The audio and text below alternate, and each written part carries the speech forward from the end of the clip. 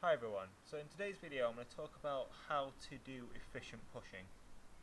Now there's a couple of factors to go through before I start going into the technique of efficient pushing, and that is your posture and your tyre pressure.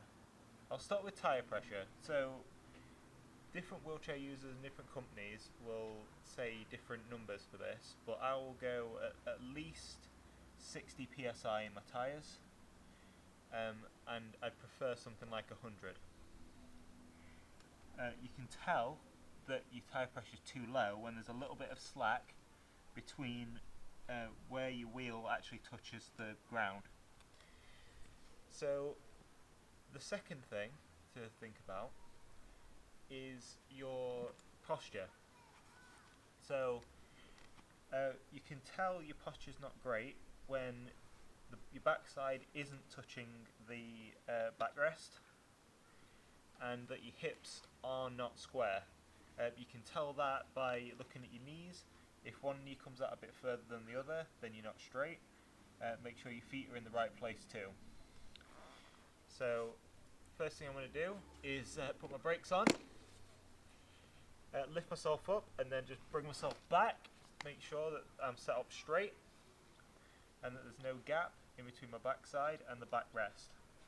Make sure your feet are in the same position, and then what you're going to want to do is just sort of move yourself side to side and make sure that your hips are square and that your legs are going straight out in front of you. Let's say that you're slightly to the left, like this. Your left arm isn't going to be doing much movement, while your right arm will be doing a huge amount of movement, and you can't have that imbalance. So once you sat up straight, you've got enough air in your tyres, you sat square, you can then start thinking about technique. So a lot of things I see people doing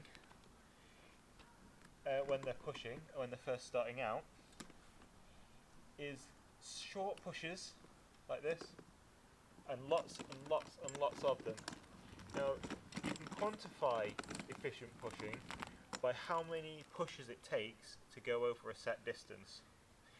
If you're doing this kind of technique, you're doing a lot of pushing and you're not getting very far.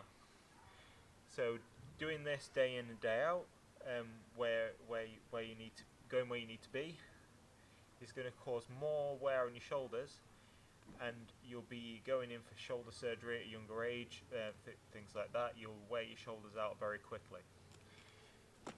So what you want to do is do long pushes. And another thing that you don't want to do as well is to stop between pushes. It does grant that extra bit of control, but it ruins your efficiency. If you think about driving a car, it's like pushing the accelerator, then the brake, then the accelerator, then the brake. The car's not going to go very far, and it's not very efficient either. So there's no push, stop, push, stop, push, stop. Ideally, once you've finished a push, you're going to want to let the chair glide before you push again. As the chair's gliding, you're getting in position to then push again when you start slowing down.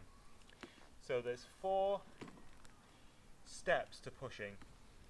There's grasping the wheel just behind your hips, pushing, doing a big long drive.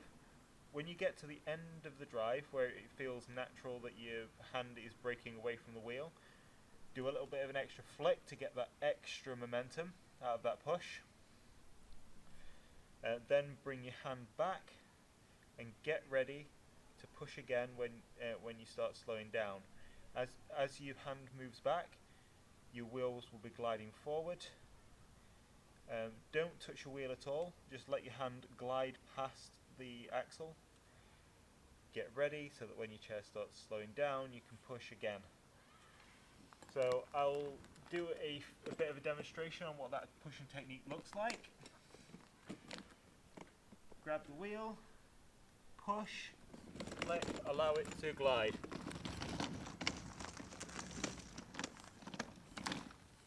Push, flip, allow it to glide, push. Again. push, flick, allow it to glide, push, flick, allow it to glide.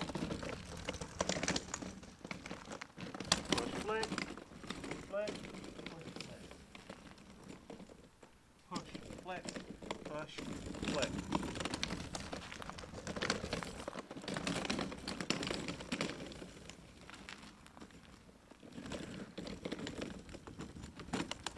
So I hope you found this video helpful and feel confident to go out and try that for yourself.